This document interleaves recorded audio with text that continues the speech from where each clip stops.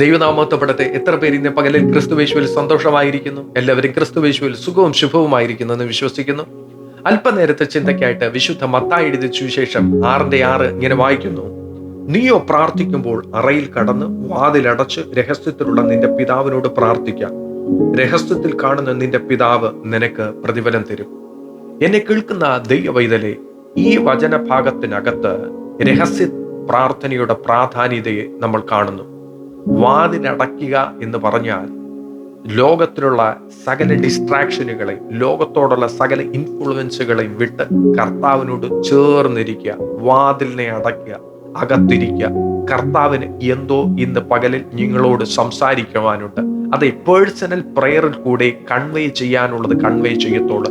നിങ്ങളെ ഒന്ന് available ആക്കാനാണ് personal prayer. അവന് നിങ്ങളോട് ഹൃദയമായി എന്തോ സംസാരിക്കുവാനുണ്ട് ഇന്ന് പകലിൽ. അങ്ങനെ വിട്ടുകൊടുക്കുന്നവരെ ദൈവം നിറയ്ക്കത്തുള്ളൂ. സ്തോത്രം. ഇതെല്ലാം സാധ്യമാകുന്നത് രഹസ്യ പ്രാർത്ഥനയിൽ കൂടെയാ.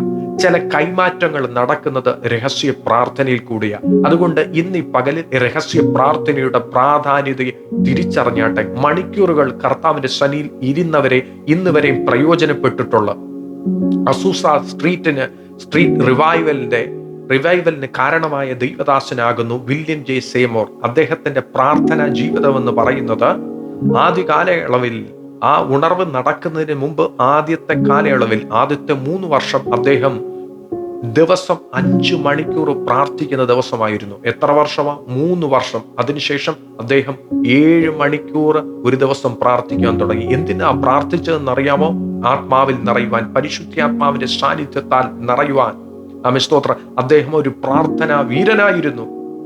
അത്രയും വില മുടക്കിയത് കൊണ്ട് അദ്ദേഹത്തിന്റെ കരത്തിൽ കൂടി അസൂസ സ്ട്രീറ്റ് റിവൈവൽ US നടന്നത് ലോകം കണ്ടതിൽ വെച്ച് ഏറ്റവും വലിയ ഉണർവായിരുന്നു ആ കാലഘട്ടത്തിൽ നടക്കുകയുണ്ടായത്. അത് ആരിൽ കൂടിയ?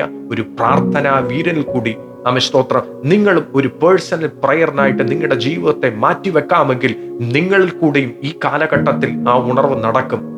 സ്തോത്രം. കൂട്ട മാനസാന്തരങ്ങൾ നിങ്ങളിൽ കൂടി നടക്കും. അതെ, കൂട്ട സ്നാനങ്ങൾ നിങ്ങളുടെ കരത്തിൽ കൂടെ നടക്കും. എന്നെ കേൾക്കുന്ന അഭിഷിക്തന്മാരെ, കർത്താവിന്റെ ദാസിമാരെ ഒന്ന് കേട്ടാട്ടെ. നിങ്ങളിൽ കൂടി ചില കോണ്ടിനെന്റ്സ് ചലിക്കുവാൻ പോകുന്നു, ചില പ്രദേശങ്ങൾ ചലിക്കുവാൻ പോകുന്നു. ആത്മാവിൽ ഒന്ന് റെസ്പോണ്ട് ചെയ്ത് തുടങ്ങിയാട്ടെ. നിങ്ങളുടെ പേഴ്സണൽ പ്രയറിന് ശക്തിയുണ്ട്. നിങ്ങളുടെ രഹസ്യ പ്രാർത്ഥനകൾക്ക് മലകളെ നീക്കുവാൻ ശക്തിയുണ്ട്. വിശ്വസിച്ച് ആമേൻ പറഞ്ഞ് ഏറ്റെടുത്താട്ടെ. പരിശുദ്ധാത്മാവ് ഇന്ന് പകലിൽ ആരോടോ വ്യക്തിപരമായി ഇടപെടുന്നു. സ്തോത്രം. രഹസ്യ പ്രാർത്ഥനയ്ക്കായി നിങ്ങളുടെ സമയത്തെ ഒഴിഞ്ഞു വെക്കാമെങ്കിൽ രഹസ്യത്തിൽ കാണുന്ന ദൈവം നിങ്ങളുടെ പ്രാർത്ഥനയെ പരസ്യമാക്കുവാൻ പോകുന്നു. ആരിൽ കൂടി? നിങ്ങളിൽ കൂടി.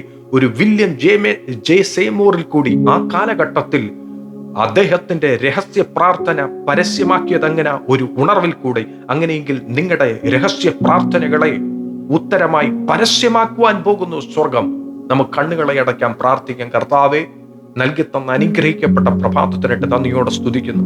ഇന്ന് അടിയനെ ഈ വചനം ശ്രവിച്ചുകൊണ്ടിരുന്ന എല്ലാ ദൈവഭൃത്യന്മാരെയും അനുഗ്രഹിച്ചു പ്രാർത്ഥിക്കുന്നു. അവരുടെ പ്രാർത്ഥനയുടെ അതിരുകളെ സ്വർഗം ഇന്ന് ഈ പകലിലൊന്ന് വിശാലമാക്കണമെന്ന് സ്വർഗത്തോട് പ്രാർത്ഥിക്കുന്നു. കർത്താവെ, അടിയനെ കേട്ടുകൊണ്ടിരുന്ന എല്ലാ ദൈവമക്കളുടെയും സ്വഭാവമായി മാറട്ടെ പ്രാർത്ഥന, രഹസ്യ പ്രാർത്ഥന. കർത്താവിനോട് ചേർന്ന് നടക്കട്ടെ, കർത്താവിനോട് പറ്റിച്ചേർന്ന് നടക്കട്ടെ. കർത്താവെ, അവരെ അനുഗ്രഹിക്കണം. അവരിൽ കൂടി ഉണർവുകൾ നടക്കട്ടെ, അത്ഭുതങ്ങൾ നടക്കട്ടെ, വിടുതലുകൾ നടക്കട്ടെ. കർത്താവിന്റെ കരങ്ങളിലേക്ക് ഏൽപ്പിച്ചു പ്രാർത്ഥിക്കുന്നു. ഇന്നു മുതൽ കർത്താവെ, അവരുടെ ദൈവസന്നിധിയിൽ ഇരിക്കുന്നത് അതൊരു സ്വഭാവമായി മാറട്ടെ. പ്രാർത്ഥനയുടെ അതിരുകൾ വിശാലമാകട്ടെ. സ്വർഗം തുറന്ന് പ്രാർത്ഥനയിട്ട് നന്ദി.